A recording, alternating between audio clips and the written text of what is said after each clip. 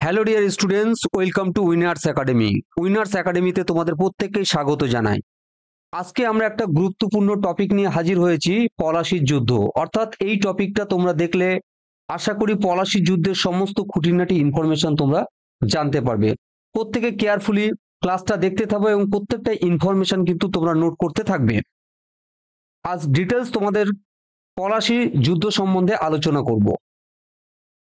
তার আগে তোমরা জেনে নাও, আমাদের কিন্তু প্রত্যেক সোম থেকে শনিবার কিন্তু আমাদের লাইভ ক্লাস হয়। তোমরা প্রত্যেকে এই ক্লাসে জয়েন করো। এখানে একটা তোমাদের জন্য মোটিভেশনাল উক্তি আমি রেখেছি, স্বপ্ন সেটা নয় যেটা মানুষ ঘুমিয়ে ঘুমিয়ে দেখে, স্বপ্ন সেটাই যেটা প্রত্যাশা পূরণের মানুষকে ঘুমোতে দেয় না। Doctor APJ Abdul Kalam. তো আমাদের সফলতা পাওয়ার জন্য আমাদের কিন্তু শুধু ঘুমিয়ে থাকলে চলবে না, আমাদেরকে সেই সঙ্গে সঙ্গে রীতিমতো পরিশ্রম করে আমাদেরকে সেই জায়গায় নিজেদেরকে নিয়ে যেতে হবে। তো আলোচনা করা যাক পলাশি যুদ্ধ। বর্তমান ভারতের পশ্চিমবঙ্গ রাজ্যের নদিয়া জেলার পলাশির আম্রকানন অবস্থিত সৌন্দর্যের দিক থেকে এক আকর্ষণীয় স্থান। এই স্থানেই সংগঠিত হয় ঐতিহাসিক যুদ্ধ। তাহলে এটা কোথায় অবস্থিত? অবশ্যই পশ্চিমবঙ্গের নদিয়া জেলায় অবস্থিত। আজ থেকে প্রায় 250 থেকে 75 বছর আগে 1757 খ্রিস্টাব্দে 23শে জুন ইংরেজ ইস্ট ইন্ডিয়া কোম্পানি ও বাংলার নবাব সিরাজউদ্দৌলার মধ্যে ঘটে যায় এক ঐতিহাসিক যুদ্ধ। ইতিহাসে এই যুদ্ধ পলাশির যুদ্ধ নামে খ্যাত। সেদিন ছিল বৃহস্পতিবার, কিন্তু তা অন্য সব দিনের মধ্যে ছিল আলাদা। অর্থাৎ একটা অন্ধকারময় যুগ ছিল এই পলাশির যুদ্ধটা। তো তোমরা এখান থেকে ডেটটা জানতে পারছো কত? 1757 সালে 23শে জুন। এটা কিন্তু ভীষণ ইম্পর্টেন্ট একটা বিষয়। আর দিনটা ছিল কি? বৃহস্পতিবার। ক্লিয়ার? প্রত্যেকে কিন্তু এই পয়েন্টস গুলো অবশ্যই নোট ডাউন করে নিও।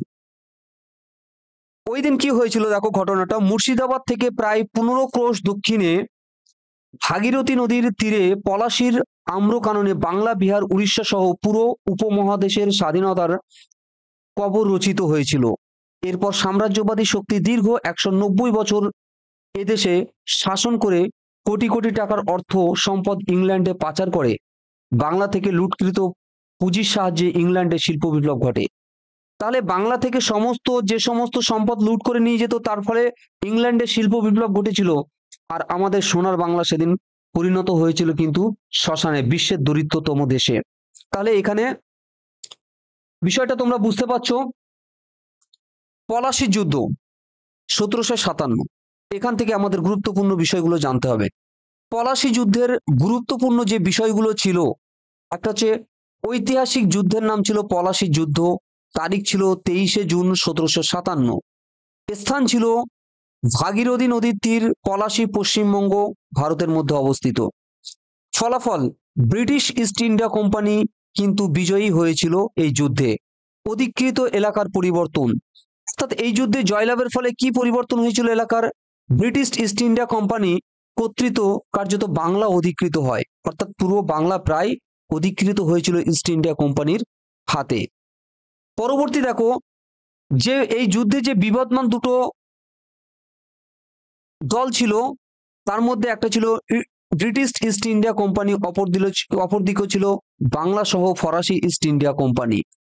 তাহলে একদিকে ব্রিটিশ ইস্ট ইন্ডিয়া কোম্পানি, অন্যদিকে ছিল বাংলা এবং ফরাসি ইস্ট ইন্ডিয়া কোম্পানি কিন্তু তাদের মধ্যে।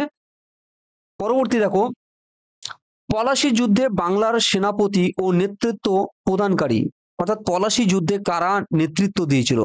বাংলার নবাব ছিল সেই সময় সিরাজউদ্দৌলা, প্রধান সেনাপতি ছিলেন মোহনলাল, ভ্যানগার্ড ছিলেন মীর মদন, বিশ্বাসঘাতক কে করেছিলেন? মির্জাফর, খুদাতিয়া, লুৎফান খান, রায়দুল্লাহ, অস্ত্রাগর ছিল কে? সিনফ্রে। তাহলে তোমরা দেখতে পাচ্ছ এখান থেকে কিন্তু ইম্পর্টেন্ট বিষয়গুলো একদম ডিপ, যারা ডব্লিউবিসিএস বা অন্যান্য এক্সাম দিতে চাও তাদের জন্য কিন্তু এই বিষয়গুলো জানতে হবে, একদম ডিপ কোশ্চেন হতে পারে। পলাশির যুদ্ধে ইংরেজ পক্ষ বাংলার পক্ষে নেতৃত্বে কারা ছিলেন সেটা আমরা একবার দেখে নেব। দেখো, ইংরেজদের মধ্যে বাংলার নবাব ছিল কি? সিরাজউদ্দৌলা। ইংরেজদের পক্ষে কে ছিলেন? Robert Clive. এদিকে মেজর কে ছিলেন? ইংরেজদের পক্ষে মেজর ছিলেন কিলপ্যাট্রিক, খুব ইম্পর্টেন্ট। আর প্রধান সেনাপতি ছিলেন বাংলার মোহনলাল। মেজর গ্রান্ট, এদিকে ভ্যানগার্ড হিসেবে ছিলেন মীর মদন।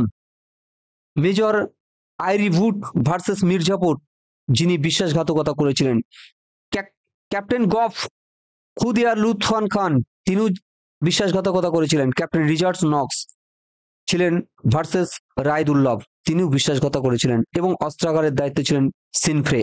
তাহলে এখান থেকে কিন্তু তোমরা গুরুত্বপূর্ণ ইনফরমেশন কিন্তু পেয়ে গেলে।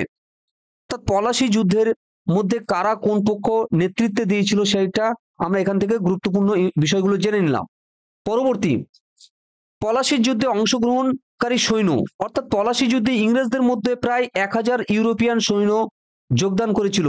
ভারতীয়দের মধ্যে প্রাথমিকভাবে 50,000, মাত্র 5,000 কিন্তু যুদ্ধে অংশ নেয়, কারণ এখানে একটা বিরাট বড় বিশ্বাসঘাতকতা হয়েছিল। 2100 জন ভারতীয় সেনা ছিল সেখানে, এবং 100 জন বন্দুকবাজ ছিল। এটা সবটাই ছিল ইংরেজদের পক্ষ থেকে। ভারতের পক্ষে কি ছিল?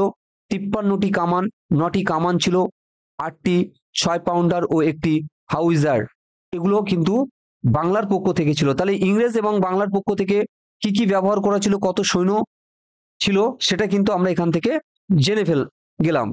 পরবর্তী দেখো, এখানে যে ক্ষয়ক্ষতি হয়েছিল, পলাশী যুদ্ধের পরিমাণে একটা হিউজ পরিমাণে ক্ষয়ক্ষতি হয়েছিল। ইংরেজদের পক্ষে কি হয়েছিল না, 23 জন সৈন্য নিহত হয়েছিল, তার মধ্যে 7 জন ইউরোপিয়ান সৈন্য এবং 16 জন দেশীয় সৈন্য ছিল।